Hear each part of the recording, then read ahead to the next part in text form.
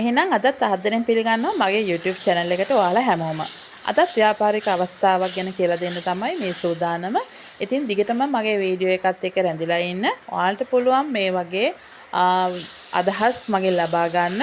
ස්වයං රැකියාව සම්බන්ධව විවිධ අදහස් ඔයාලට මගේ channel එක හරහා මම ඔයාලට ලබා දෙනවා. ඉතින් මගේ channel එක subscribe කරලා දිගටම මගේ channel එකත් එක්ක එකතු වෙලා ඉන්න කියලා ආරාධනා කරනවා. ඉතින් මේ තියෙන්නේ බඩේරඟු. දැන් මේ බඩේරඟු මම හොඳට පිරිසිදු කරලා මේ දාන්න වර්ග තියෙනවා. මේ හැමදේම මම පිරිසිදු කරලා මොකද්ද දන්නවද මේ හදන්න යන්නේ? මේ හදන්න යන්නේ පෝෂණ පැකට් එකක්. ඒ කියන්නේ දැන් ওই වෙළඳපොලේ තියෙන සම පෝෂ එක නාම වලින් තියෙනවනේ. ඒ වගේ පෝෂණ පැකට් එකක් තමයි මේ හදන්නේ. මේ මගේ නිෂ්පාදනයක්.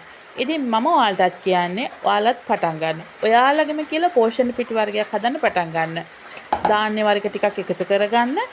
කිසිම රසකාරකයක් දාන්න එපා, කිසිම කිරිපිටි වර්ගයක් දාන්න එපා, කල්තබා ගැනීමේ ද්‍රව්‍ය එකතු කරන්න එපා. ඔයාගෙම කියලා හොඳම නිෂ්පාදනයක් වෙළඳපොළට බෙදා හරින්න. වෙළඳපොළක් ඔයාලට එකපාර හොයාගන්න බෑ නම් ඔයා මුලින්ම පටන් අරගෙන ඔයාගේ ගමේ කට්ටිය අතර බෙදා හරින්න. එතකොට එතනින්ම ඔයාලට පාරිභෝගිකයෝ පිරිසක් එකතු වෙනවා. ඔයා හොඳ දෙයක් දුන්නොත් අනිවාර්යයෙන්ම නැවත වරක් ඔයාගෙන් ඒ දේ මිලදී ගන්න එයාලා දෙපාරක් හිතන්නේ නැහැ. ඉතින් ඒ වගේම තමයි හිත ඉන්න එපා, පටන් ගන්න. ඔයාලගෙම කියලා ඔයා මේ ව්‍යාපාරේ පටන් ගන්න.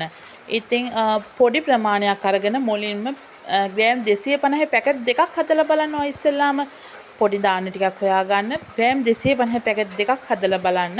ඒ 250 පැකට් දෙක ඔයාට පුළුවන් ඔයා ගමේ ඉන්න දෙන්නෙකුට ලබා දෙන්න. මේ මම හදපු නිෂ්පාදනයක් කියලා.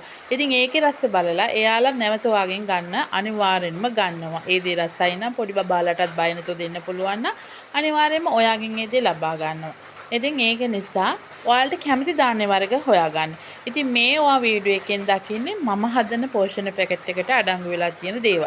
බඩේරඟු, මුං ඇට, හබල පෙති, ඒ වගේම සෝයා පාවිච්චි කරනවා මම. ඒ ටික තමයි රටකජු.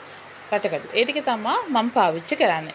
ඉතින් ඒ ටික දාලා හොඳට මේවා සෝදලා බෙදලා පෝෂණය රැකෙන පරිදි තමයි මේවා බෙද ගන්න ඕන. විශේෂම දේ ගොඩාක් බෙද ගන්න එපා. රසයේ පෝෂණය ඒ ටික දෙකම අපි රැක ගන්න ඕනේ.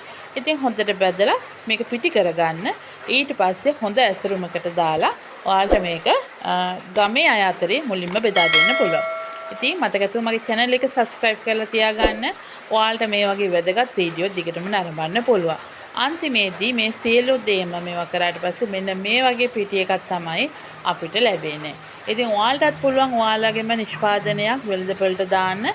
අදහසක් මම ලබා දුන්නා ඔයාලට ක්‍රියාත්මක කරන්න. අනිවාර්යෙන්ම පටන් ගන්න හිතා ඉන්න එපා. ඔයාලට ධාන්‍ය වර්ග හොයාගන්න බෑ නම් මට කතා කරන්න. මම ගාව තිබ්බොත් මම ඔයාලට ධාන්‍ය ලබා දෙනවා. නැත්නම් ඔයාලට ධාන්‍ය අඩුවට මිලදී ගන්න පුළුවන් ස්ථානයක් තිබුණොත් මම ඒ ගැනත් ඔයාලට කියලා දෙන්නම්. ඉතින් වීඩියෝ එකත් එක්ක රැඳිලා හිටියට ගොඩාක් ස්තුතියි. නැවතත් මම ඔයාලව හම්බ වෙන්නේ නම් තවත් මේ වගේ ලස්සන වීඩියෝ එකකින්. එහෙනම් අදට ගිහින් එන්න සුබ දවසක් ඔයාලා හැමෝටම. මගේ channel එක subscribe කරලා තියාගන්න. මම වීඩියෝ එකක් දාපු ගමන් ඔයාලට වීඩියෝ එක නරඹන්න පුළුවන්. එහෙනම් අදට ගිහින් එන්න සුබ දවසක්.